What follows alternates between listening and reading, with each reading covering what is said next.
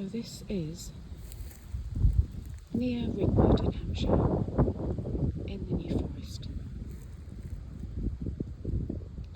And somebody sent me an interesting comment, made an interesting comment on one of my videos the other day, saying that in the 1990s they saw something about a mile away from here. I'm not going to give the name of the person or the exact location, but they said it was something walking on two legs that was covered in hair, not fur,